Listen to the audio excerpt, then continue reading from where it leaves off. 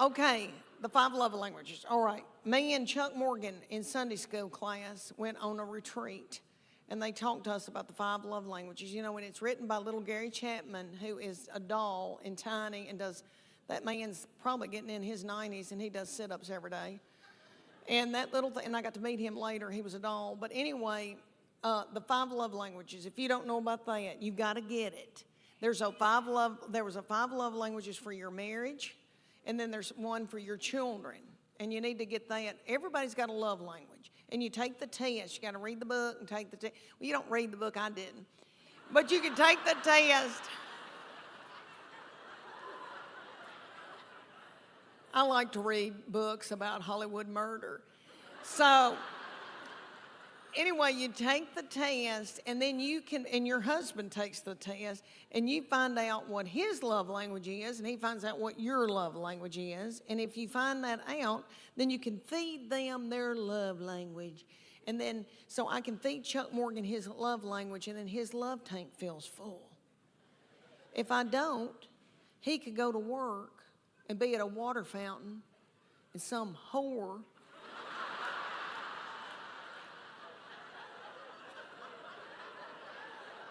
comes up to him and starts feeding him his love language, and then he feels a tingle, and then Satan swoops in. So these are the 5 love languages. Quality time. If you may know somebody that just wants you to sit on the couch and watch ESPN with them. Something like that. Then there's gifts. That's my sister's love language. It doesn't have to be something expensive. If you, just so you thought of her, if you buy her a card and a rose from the grocery store, she'll bawl her eyes out. And then there's words of affirmation. That's mine. But, physical touch.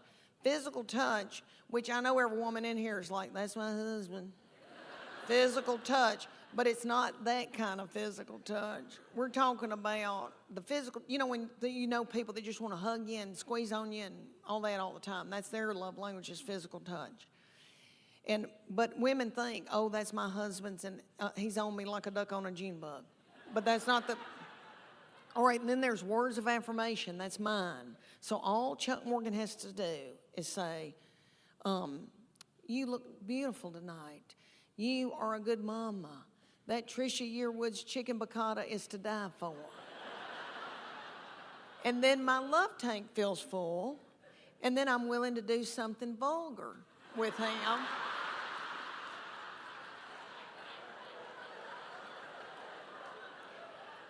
And then he gives me money to get my hair highlighted.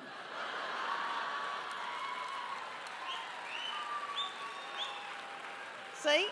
It works out, It's God's way. And then my husband's is acts of service. So for him to feel loved, I have to go in the garage and build a set of shelves. That lives here in Chattanooga has always had a lot of suitors coming around and wanting to date her. And she had this one, and he was I wouldn't say an Eddie Haskell, but he was a schmoozer. Like he knew he was a player, okay? Their daddy's not a player, okay? My husband, he doesn't chat. Like he vacuumed out my car when he was dating me, and he bought my cigarettes, so that's how we started. But anyway,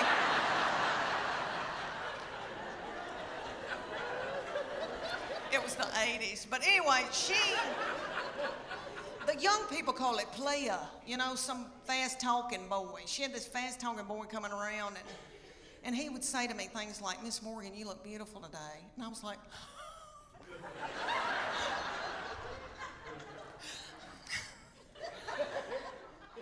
can I make you a casserole? Thank goodness they broke up, because I was exhausted. I was mopping the floor and blowing my hair out every day. And I don't do that. Let me tell you why I got played. I thought, why am I so tickled when somebody compliments me? It's because my love language is words of affirmation. Have y'all ever heard of that book, 5 Love Languages? It is wonderful, and it works. It's the real deal. My husband and I went on a Sunday school class retreat when our children were little, and we watched this little frail man talk about it. Okay, and it was on Oprah, so you know it's real. But anyway, what it is there's 5 love languages, and you get the book, you read the book. Well, you don't really, I don't read the book. But anyway, you take the test, and it tells you what your prominent love language is out of those 5, and it tells you what your partner's love language is. So then you can go home at night and feed your partner their love language, and they can feed you your love language, and then your love tank feels full. And if you don't do it, then your partner's liable to go to work, and they're at the water fountain, and some whore comes in.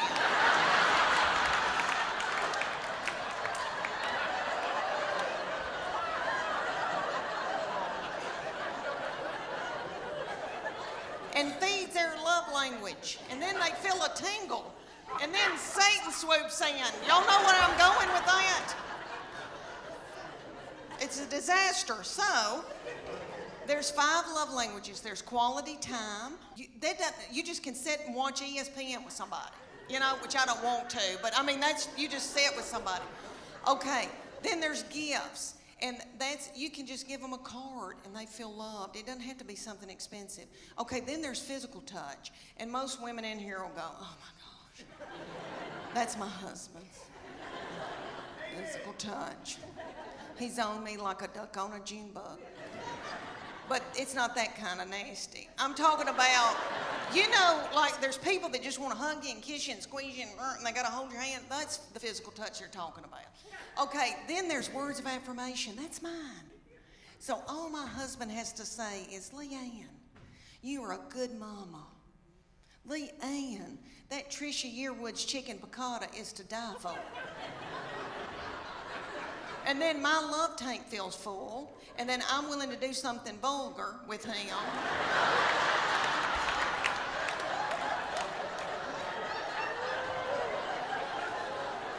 And then he gives me money to get my hair highlighted. So you see how it all works out. So his love language, the 5th one, is acts of service. So I have to go and build a set of shelves in the garage for him to feel loved. That doesn't make sense to me, but anyway, y'all need to get that book. My husband is a big man and is 6'4". I'm 5'8". We breed big kids, and we wanted them to be in sports and when they were growing up, and so we made them do all kinds of mess they didn't want to do, and we put our boy, when he was little bitty, we put him in t-ball. He hated it. I don't know if any of y'all have had a baby play t-ball, but for those of you who don't know, t-ball season, it's about 110 degrees outside. It's little children that are 4 look like they've got a diaper on under their baseball pants or a pull-up. The games last about 3 hours.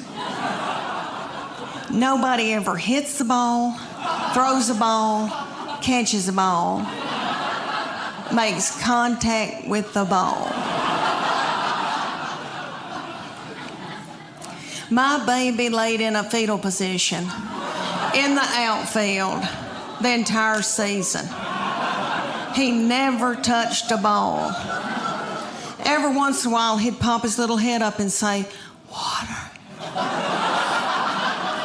One game, it was so hot, and I told the middle one to go out and take her brother a water bottle. She was about 2.5, and she went walking out there with a tutu and a crown and a wand and her pink prostitute shoes from Walmart.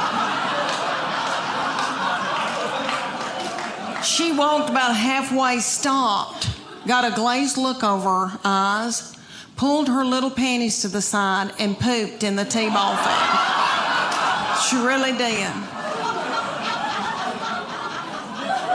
So I had to run out there and get a stick and flick it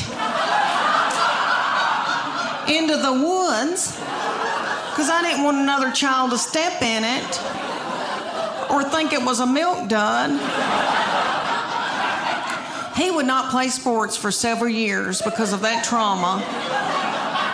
And then ended up playing football and cross country and a bunch of stuff, and still he likes to mountain bike and hike and do scary things, but he likes to come, out west to do it. And he's a fly fisherman. Can y'all tell I'm in love with him?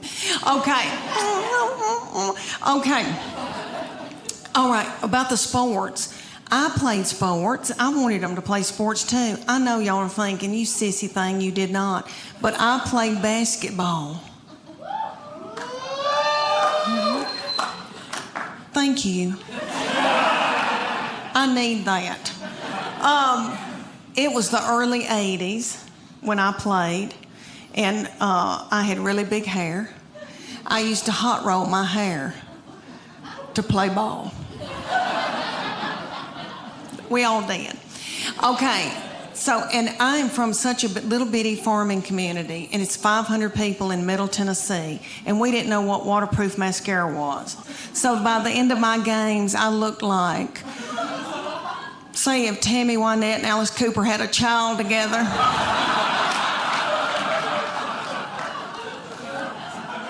I was a forward. Sometimes I had to be the center if Mary Dowling had to take her baby to the health department.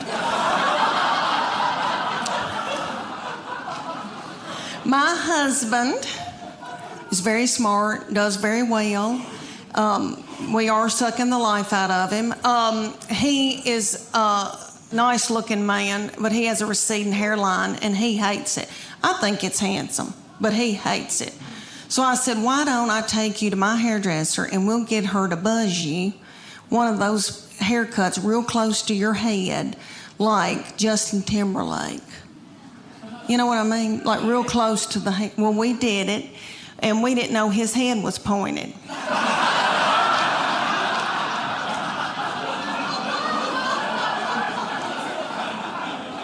And he said, I look like somebody, and I can't quite think of who it is. And I said, is it Bull on Night Court?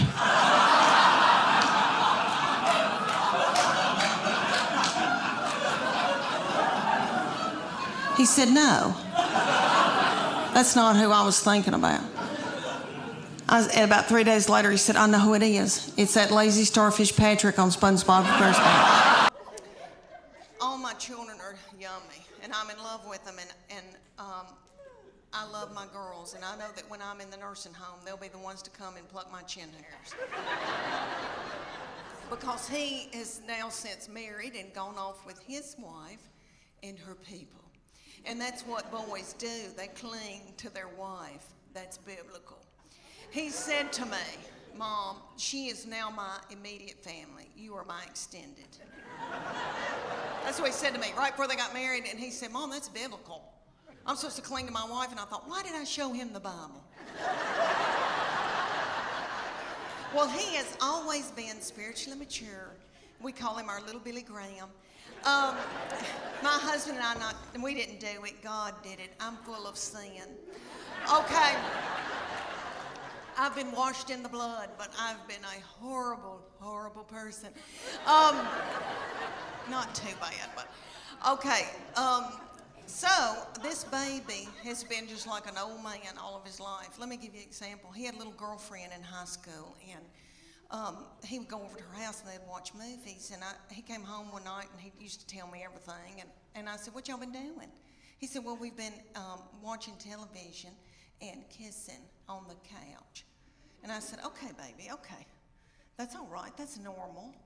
But I said, before you know it, you've got your hand on somebody's leg, your arm around, and things can get out of control. And I just say, slow it down. He looked at me like I was crazy. And he said, Mom, I've prayed about this. Nothing like that's going to happen. And I know he meant that. And all I could think of to myself was some of the nastiest things I ever did.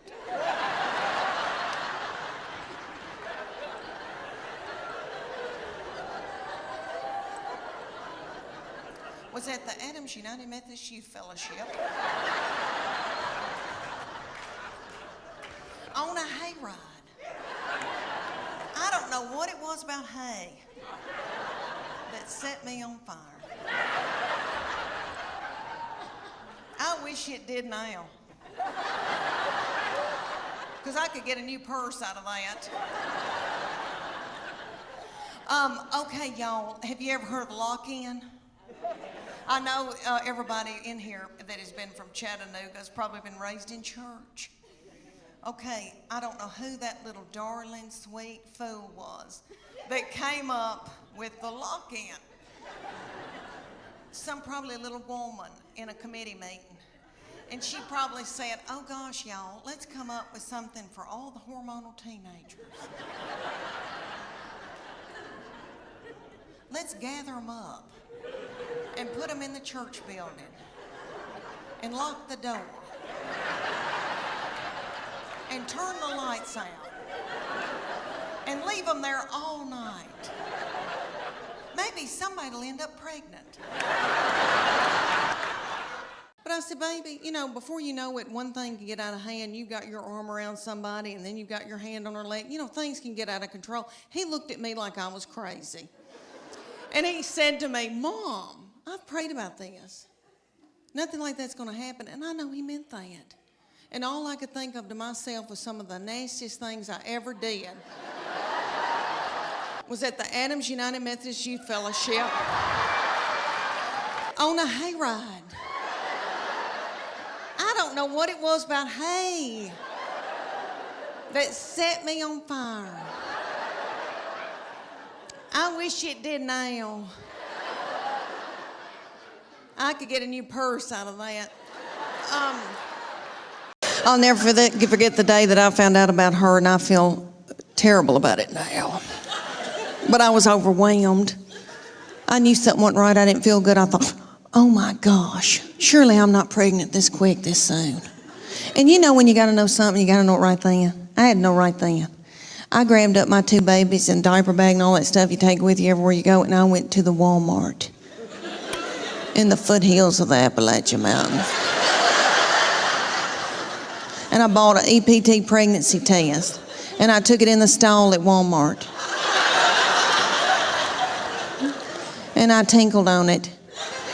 And my 3-year-old boy looked at me, he said, what, is it positive?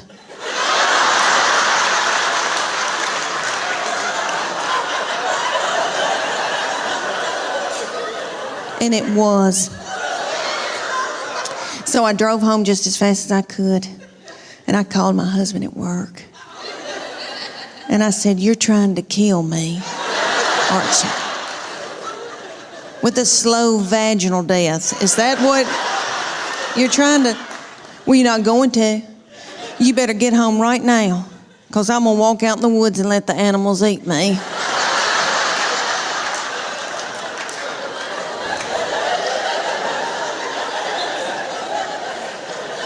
But let me explain to y'all why I was so torn up. I had a 13-month-old baby girl in diapers and a 3-year-old little boy in Superman panties with doo-doo balls falling out.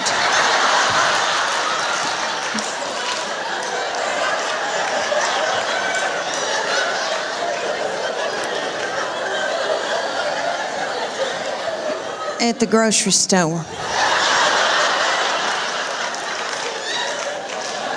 I thought, oh my Lord, did anybody see that? I don't have anything in my purse to pick it up with. Is some little child gonna think it's a milk dud?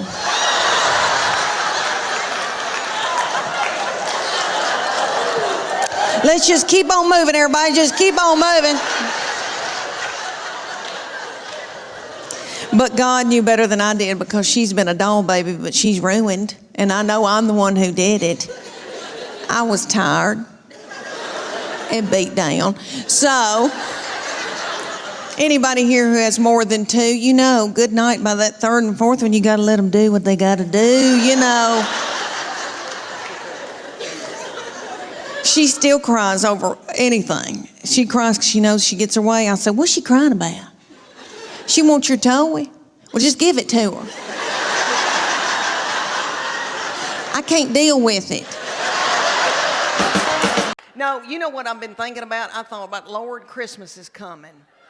And now I'm a grandmama, and I'm out making a little money. But when I was a stay-at-home mom, when we first got started out and had little children, I remember thinking, oh my Lord, that Little Tykes kitchen's gonna sell out. And my husband doesn't like to let go of money till right at the end of Christmas. And I'm like, I gotta get there. Oh, okay, I'll do something nasty. I'm gonna.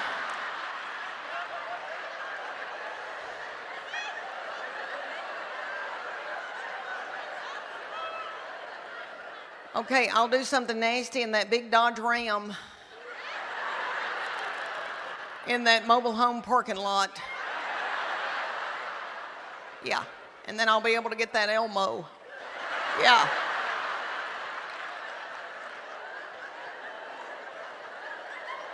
Y'all won't believe the things I've done so my children could have a good Christmas. You know, but they always did. Oh, you little mamas, God love you. And then you got to clean everything and cook and then wrap. I had a good friend that she said to her husband, if you'll wrap 3 Christmas presents, I'll have sex with you. She did. I remember that years ago, and I remember thinking, okay, I could do that. Maybe I could do that. So they said, for 10 weeks, you're going to do CrossFit 3 days a week, and you're going to do the paleo diet. The paleo diet is what God put upon this earth to sustain us. And He knows what we need. So it's lean meats, fruits, vegetables, nuts, berries, and seeds. So if you can run it down and kill it,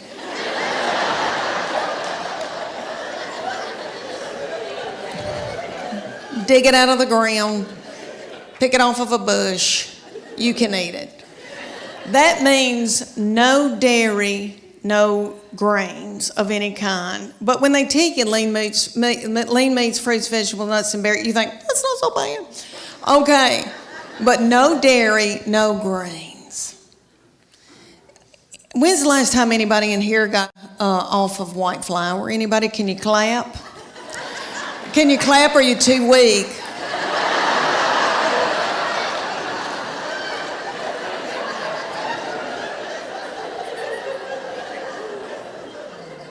Anybody here been hooked on heroin? Anybody? I've never been hooked on heroin, praise God, but I was raised watching Shaft. I don't know if y'all watched that when y'all were little. On TV, and they would always have somebody getting off of heroin. It looked like a booger. It looked like an awful booger. And I'm not trying to belittle that, but I'm telling you, I shook getting off of sugar and white flour. I was drinking coffee 24 hours a day. My teeth got yellow. I had to have those bleached. My husband said, you are so hateful. Will you please eat a piece of white bread? But Church of God Beacon and I did it, honey. We did it. And I mean, then they took our after picture. It took, 10 weeks later, and I did not lose that much weight. It was like 8 or 9 pounds, but my body turned into somebody else's body, honey. And it was pretty cute. And I leaned out and I thought, oh my gosh. And so then they took our after picture and I made sure I got a spray tan. And I had a really good bra on and I took that picture. And I'm ashamed to tell y'all, but I won that competition. Oh, stop. I don't deserve to be applauded. I know y'all are thinking, oh gosh, Leanne, that's wonderful, but what happened? What happened, Leanne? I'll tell you what happened. I did okay for about 3 weeks and then I spotted a tortilla. That's what happened. My husband, we met at the University of Tennessee while he was stalking me. He was so tickled with me. Okay, he was getting an MBA. I was finishing up my undergraduate. He is so smart and such an overachiever that he had already gotten an undergraduate, worked for 2 years, and got an MBA. I was just finishing mine up, my undergraduate, because I'm so fun. And I thought, oh my gosh, he is so smart. He can do math. He can reconcile a checkbook. There's no telling where we're gonna go, what we're gonna see, how we're gonna live. Well, we graduated and he decided to buy a used mobile home business in Bean Station, Tennessee.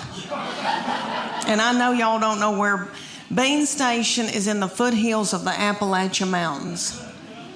Did any of y'all ever see Deliverance? I think they filmed that there.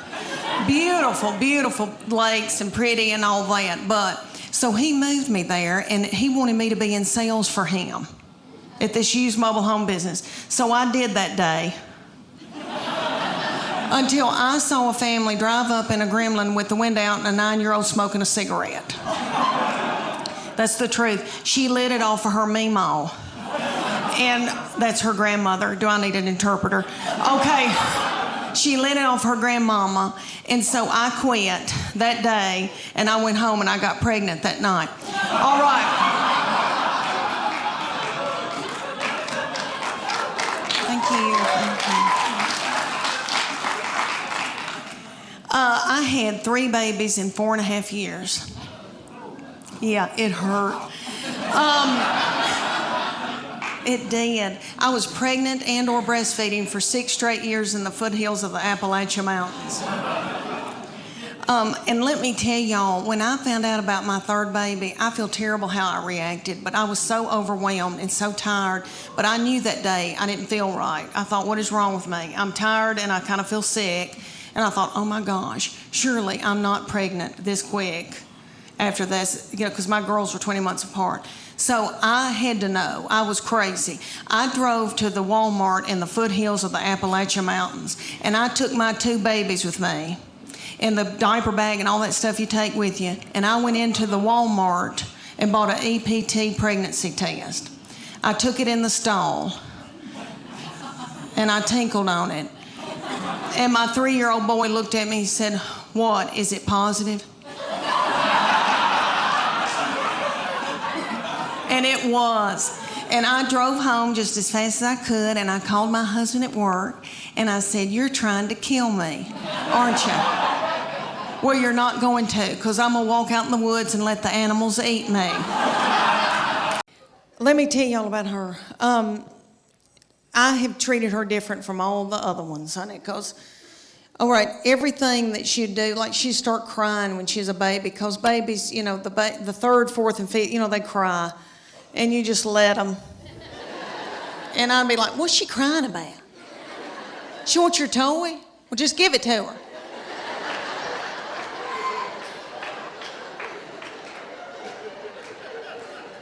I can't deal with it. I remember saying, I swear, I remember saying one time, you want those knives to play with? Okay. What? Okay.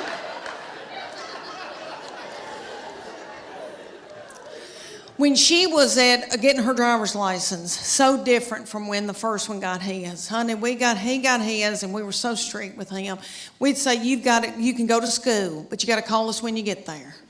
You can only come home. And then after 6 months, we were like, you can go to Steak and Shake. And then you got to come home. So strict. Then the second one didn't care anything about driving, really didn't start till she was close to 17. Well, this baby wanted hers the day she turned 16. I didn't think she was going to pass it because she doesn't care.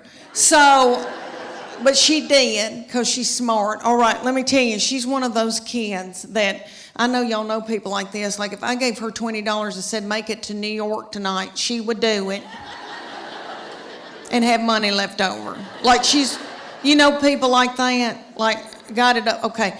So she passed that test. I was so mad because I thought, oh, I'm not going to have a baby in the car with me anymore, even though when they're in middle school and high school, isn't that aggravating? when, when they turn that radio up and it's blasting and I don't like that song and booming and the doing. And then I'm trying to drive and I feel like when I can't hear, I can't see. Oh, I don't know. It's awful.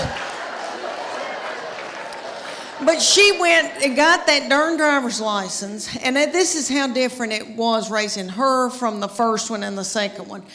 She got that driver's license. My husband and I were sitting there at night, and he said, "Where is she?" And I said, "I don't know."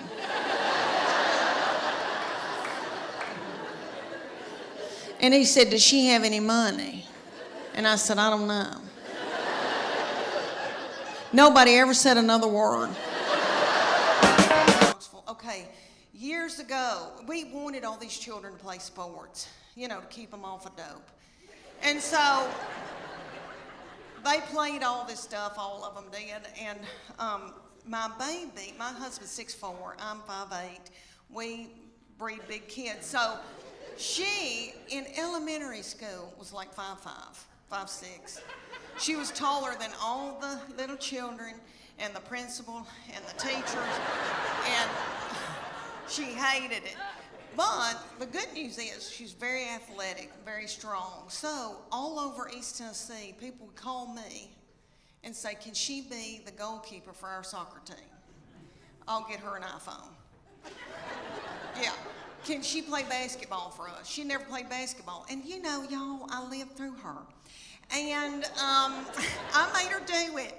And I felt like LeBron James's mama. And so she came to me and she goes, "I'm sick of this. I'm not going to do it anymore. I'm not going to play all this mess." She goes, "I've decided that I want to cheer." And I said, "Well, baby, we're big people. And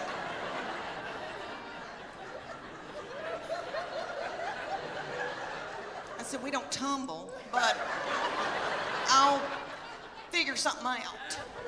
Well, all over the United States, they've got this thing called competition cheer. And it's kind of like, if you don't know what that is, it's kind of like Honey Boo Boo meets the Olympics, really. It's gymnast. They're gymnasts. And there's one in Knoxville called the Sharks.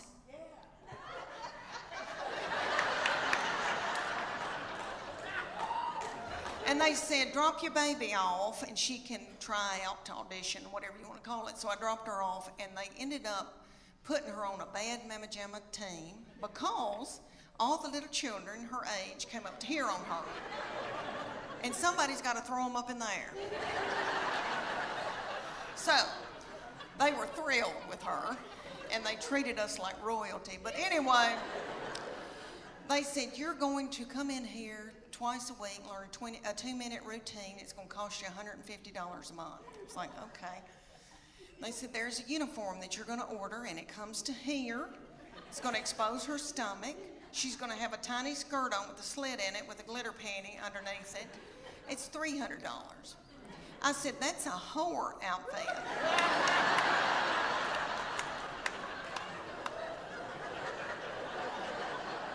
And it came with its own bag of whore makeup. So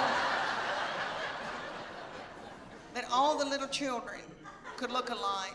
And they said, "Y'all are going to travel to faraway lands and compete against other little whore children."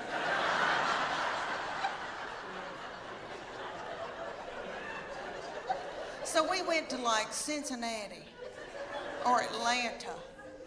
And we had to get hotel rooms and the gas and all of that. And then you drive up to a big coliseum, a huge coliseum. And there's tens of thousands of little whore children walking around. And my husband said, "There could be pedophiles here. This is the awfulest thing something's not right." Okay, so then they said, "You're going to pay $150 for your baby to be in this competition. You're going to have to pay $30 to put a band on to get in and watch your baby in this competition." Somebody was selling corn dogs for $15. Okay. They start out with the babies, so it goes from 5 to 18 ages. So the babies come out in a tiny little skirt about the size of a napkin. And they come out to Beyonce's All the Single Ladies. And their little mamas are in their 20s. And they're not bitter yet. And they're in the front doing every move to keep their baby on track because they're babies and they need to be at home breastfeeding. So they move up throughout the day into my baby's age, and they're the reef sharks. They call out that name, honey, for 2.5 minutes. My baby throws little children up in the air, flinging little children, broken out in a sweat, working like a Trojan. Did you see my Spanx? Okay, all right.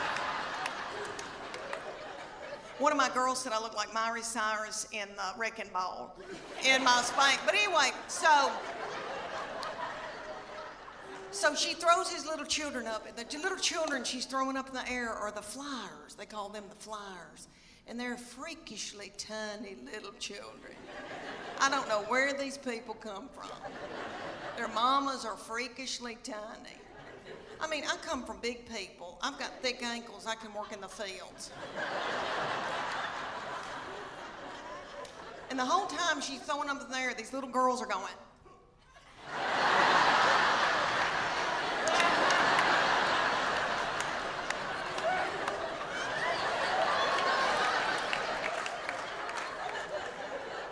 And nobody knows why, really. So at the end of the routine, after the 2.5 minutes, the finale, everybody hunkers down on the stage, puts their forehead on the stage, and my baby is the finale. She pops up and has a little child's foot in her hand and holds that child's foot. I would put it all the way up, but my dress is tight in the back. But anyway, she holds this little child up over her head. Are y'all listening to me? I mean, it's a big deal.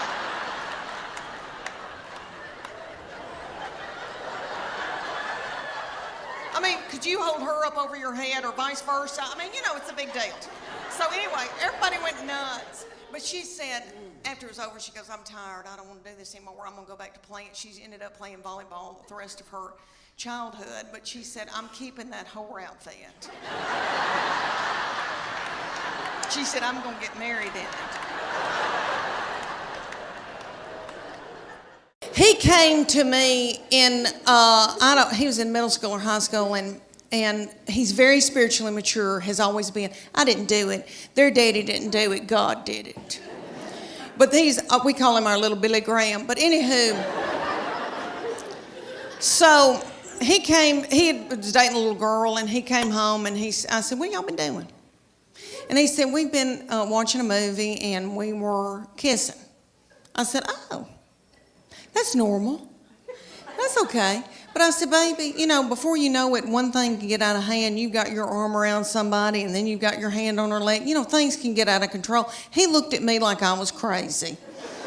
And he said to me, Mom, I've prayed about this. Nothing like that's going to happen. And I know he meant that. And all I could think of to myself was some of the nastiest things I ever did.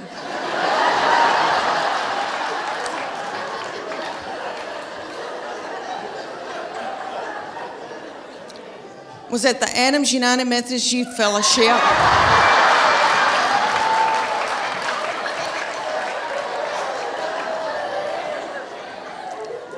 On a hayride. I don't know what it was about hay that set me on fire. I wish it did now. I could get a new purse out of that. Do y'all know what I'm talking about?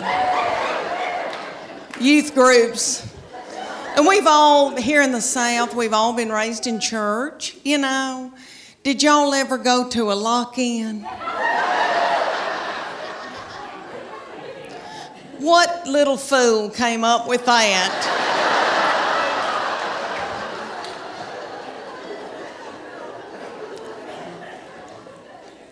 Y'all know that it was some precious little woman maybe, and they were like, they were in a committee meeting, and she was like, oh gosh, y'all, we need to come up for something for all the hormonal teenagers. I know. We'll put them in the church building and lock the door. and turn the lights out and leave them there all night. Maybe somebody will end up pregnant. Have y'all seen the goober mamas? The mamas that wear blue jeans till up their armpits, you know? I don't want to be like that, so I went to the Gap to get some low-rise in blue jeans. Have you girls bought pants in the last 5 years? Oh my goodness, terrible. Okay. I went into the Gap, this beautiful, darling little 19-year-old heifer, brought me in a pair of blue jeans to try on. I did. Okay, the zipper, honest to goodness, was about that long. And they hit me about right here. And I said to her, I said, is my stomach supposed to be hanging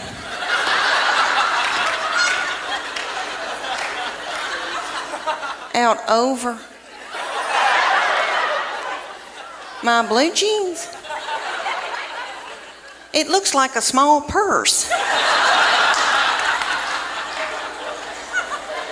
I said, are my panties supposed to be hanging out this far out of the back of my pants? She said, no, you're supposed to wear a thong. I said, excuse me, miss, but I'm a Christian. I don't use my panties for evil. Bathing suit season, Lord. I've always worn a miracle suit, and I'll talk about that in just a minute, but I did a show for a group here in Knoxville. They were darling. And after I did it, a woman came up to me and she goes, Leanne, are you not going to Sears and buying you a swim dress? And I thought, well, I didn't know my life was over.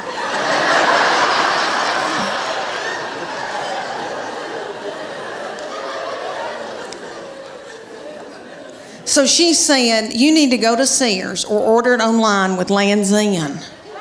And it's a swim dress. She goes, you're going to love it, I promise you. Okay, so I go to Sears at Westtown Mall. When's the last time any of y'all went to Sears at Westtown Mall?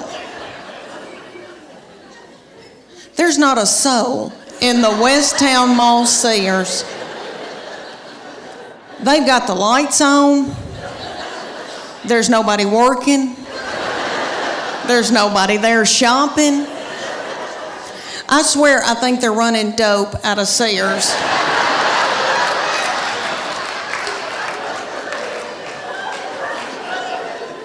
But I got me a swim dress, and I am beautiful in it. And I'll tell you why, because it shows my arms. My arms, the only thing I've got left living for. And they are my daddy's. Jimmy Fletcher, I got them from him. My sister gets so mad because she didn't get them, and she'll call me and say, you got daddy's arms, and just hang up on me.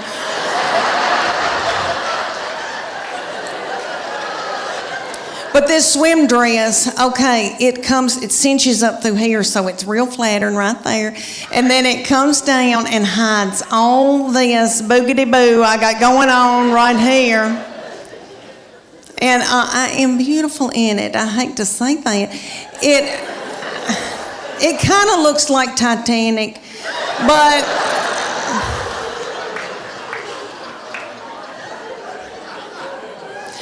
for years I wore a miracle suit. Okay, the miracle suit is in Dillard's and Bell, Macy's, or all over. And there'll be hundreds of them in a big area at a department store. And there's a tag hanging from all of them that says, miracle suit. Lose 10 pounds in 10 minutes. And you do, because you sweat yourself to death trying to get it on. Because the miracle suit has a girdle in it. They're one piece. So the girdle is right through here, so it smooths you out real pretty through here. You look really good because it squeezes your fat out in all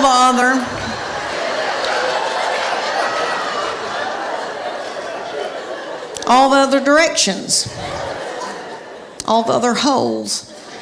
And I would buy it because I felt desperate and I didn't know what else to do.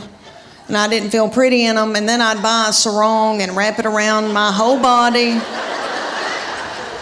And then sit under an umbrella and act like I was reading.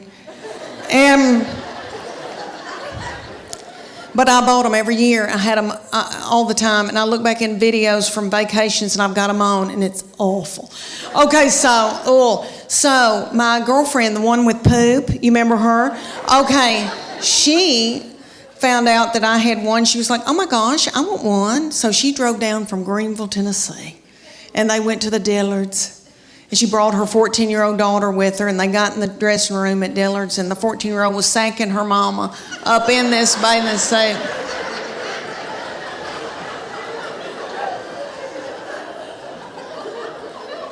And her 14-year-old said, Mom, this is so gross.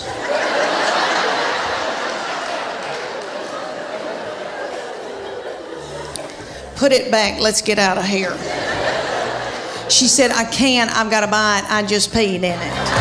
Let me tell you about my family. I have my husband, we live in Knoxville, Tennessee. I have my husband, thank you. Well, I have my husband and my 3 grown children. I have a 25-year-old boy that's married to a darling little girl. And then I have my 22-year-old daughter and then my 20-year-old daughter, and she's still in Knoxville with us. And so these children grew up and left me with their daddy. And he is so not fun. And so he doesn't chat. And so I'm just at home talking to myself.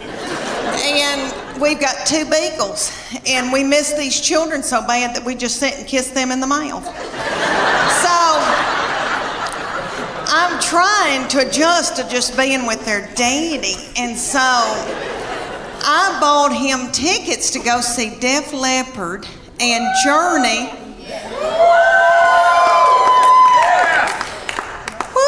Okay, let me tell you, have y'all been to concerts lately with old people that are older than I am? Okay, we went and I thought, oh, we're gonna have a fun date. And I said, where are we gonna go out to eat? And he goes, I don't have time for that. It was on a weeknight. So he went to the Pilot and bought himself a tall boy. And I think that's what it's called, and an egg salad sandwich from the Pilot. And so I didn't get to eat, and I was so hungry. And it dawned on me at a concert, you know, when I was 20 and I'd go to a concert, I was at University of Tennessee, and so I'd go to Thompson Bowling. And I'd wear a crop top, and I didn't care about eating. I wasn't hungry, you know. I was thinking what boys were gonna be there, and I had on little bitty breeches. Because I still had a metabolism and my thyroid was acting right. Okay. So we go to Def Leppard and Journey, and everybody there is our age. And everybody's worried about the snack bar, first of all. And I was too. And I was so hungry, and I noticed that people had big Diet Cokes, like big buckets of Diet Coke, and were sucking on those big buckets of Diet Coke while the concert was going on. And every once in a while, somebody would stand up and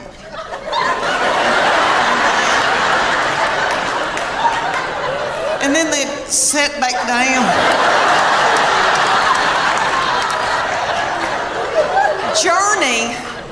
Journey has a little bitty feller from another country singing for them, and he's yummy. He looks like a little M&M. You could put him in your pocket.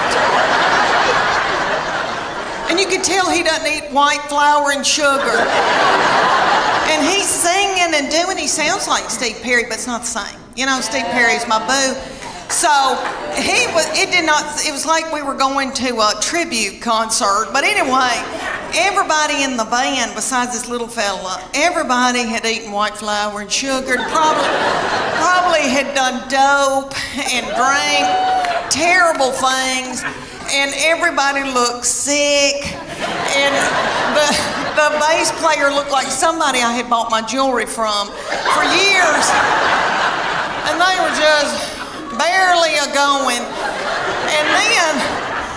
Leppard came out, and it was that lead singer, I think, has got thyroid issues. His hair was just thin and didn't have a lux to it, and then I noticed he had little bitty tiny legs and a little pot belly stomach.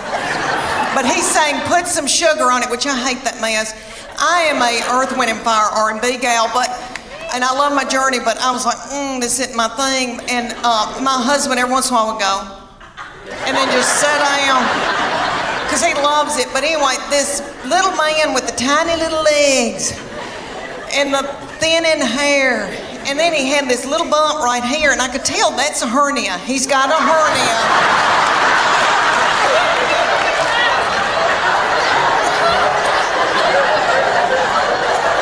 And I bet that he hadn't had time to get it fixed. He hadn't had time to put a mesh in. And you could just see it. It looks like my stomach, because I've had a hernia, but I've had mine fixed. And I thought, oh, bless his heart. But he'd do, and he'd prop a little thin, frail leg up on something. Oh, I thought, isn't it funny how things have changed since I went to concerts when I was 20?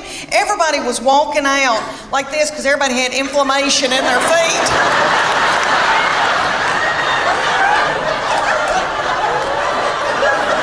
Trying to get to their car. And it was like 10 o'clock. I thought, what are we doing out here? What are we doing? We gotta get home. We gotta get in the bed. I've had 3 beautiful children that I'm in love with. I have a son who is 14 years old now. I cannot believe it. Thank you. And I have 2 little girls that are 11 and 9. And my baby child is in 4th grade now. I cannot believe it. When she went to kindergarten a few years back, that was going to be the first time that I was going to be by myself all day long from 8 to 3, all by myself. I nearly grieved myself to death. I thought, Lord, what am I going to do with all this time on my hands? I hope I don't get hooked on whiskey and start honky-tonking.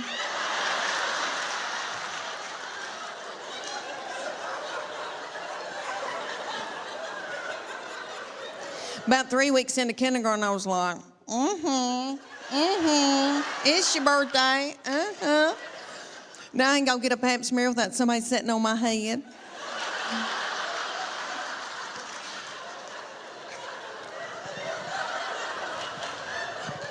I'll never forget the day that I found out about her, and I feel terrible about it now. But I was overwhelmed. I knew something wasn't right. I didn't feel good. I thought, oh my gosh, surely I'm not pregnant this quick, this soon. And you know when you gotta know something, you gotta know it right then. I had to know right then. I grabbed up my 2 babies and diaper bag and all that stuff you take with you everywhere you go, and I went to the Walmart in the foothills of the Appalachian Mountains. And I bought an EPT pregnancy test, and I took it in the stall at Walmart. And I tinkled on it. And my 3-year-old boy looked at me, he said, what, is it positive?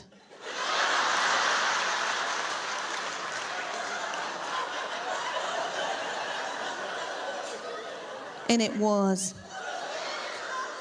So I drove home just as fast as I could, and I called my husband at work. And I said, you're trying to kill me, aren't you? With a slow vaginal death. Is that what you're trying to? Well, you're not going to. You better get home right now, because I'm going to walk out in the woods and let the animals eat me.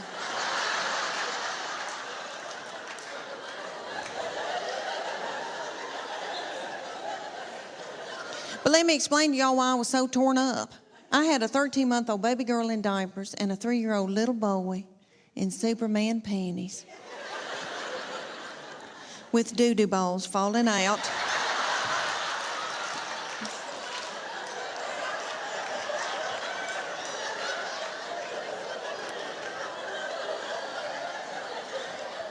At the grocery store.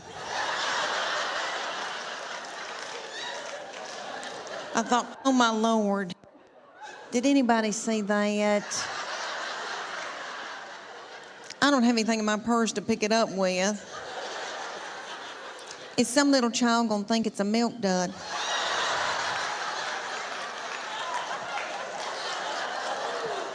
Let's just keep on moving, everybody. Just keep on moving.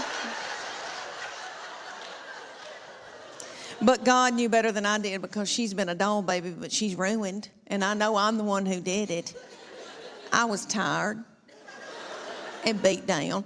So, anybody here who has more than two, you know, good night by that third and fourth one, you got to let them do what they got to do, you know. She still cries over anything. She cries because she knows she gets her way. I said, what's she crying about? She wants your toy? Well, just give it to her. I can't deal with it.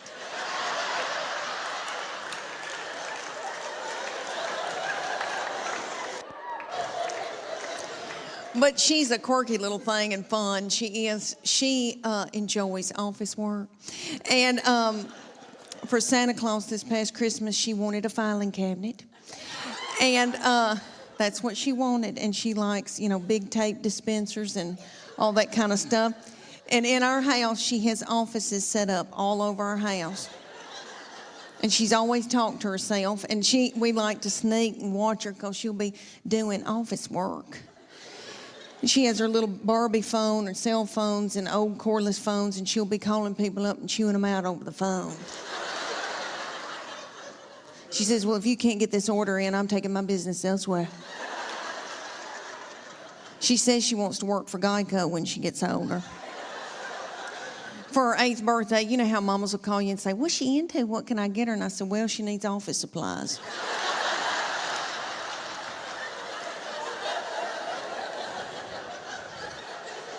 My oldest daughter has turned 11, and she's in 6th grade in middle school. And I can tell that puberty is beginning with her. She's crazy. And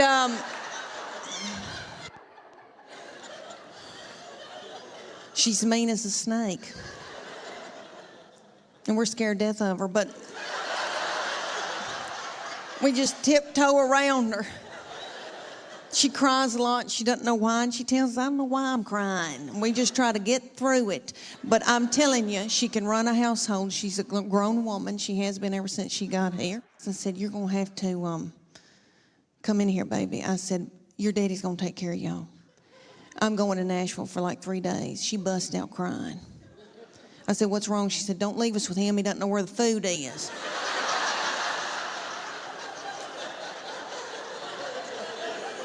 I said, well, that's why you're in charge. And she is. God love her. But my girls are emotional, and I don't mean to talk about them because I love them, and I know they'll visit me in the nursing home. But they are lunatics. My husband says they're psycho, and they need therapy. And I'll give you all an example. I can be in the pickup line at school, and this happened when they were in 1st grade, and it happens every day when I pick them up at school now. I'm sitting in the pickup line, and I can see them come out, and they are in a good mood.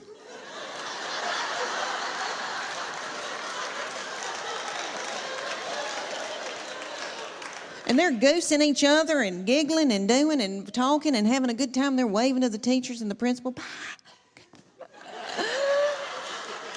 See you tomorrow. Okay. Then they come over to my vehicle. Get in. Shut the door. My 11-year-old take her backpack and sling it and hit me in the back of the head with it. Every day she says something like this. I'm starving to death. You don't have a piece of cheese in this car?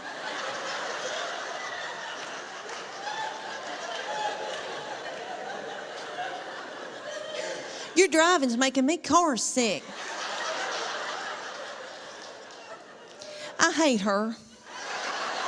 Why'd you have her? And then my baby will be sitting up there in a daze. She'll be going, Mama, Mama, Mama, Mama, Mama, Mama, Mama. What? Mama? Mom?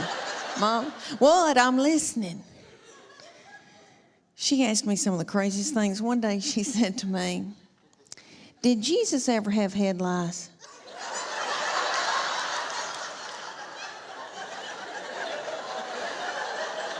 How do you answer something like that? I said, well, baby, if he did, I know he healed it. And then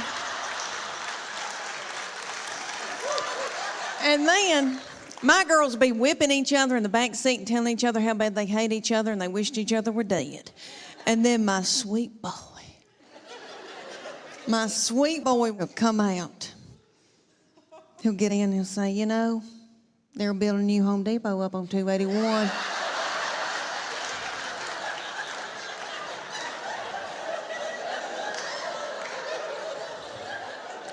Just as happy-go-lucky. He's just like this. He's been like that all of his life. He's 14. He's never sassed me. I know people say it's coming. I'm telling you, I don't think it will. And I'm in love with him. My husband says I have an unhealthy obsession with him. Whatever. And he's the only one of all my family that doesn't give me any crap. So yes, I am in love with him. And that doll, we want the best for him and we want the best for these children. We want them to be involved in sports. You know, keep them off of dope.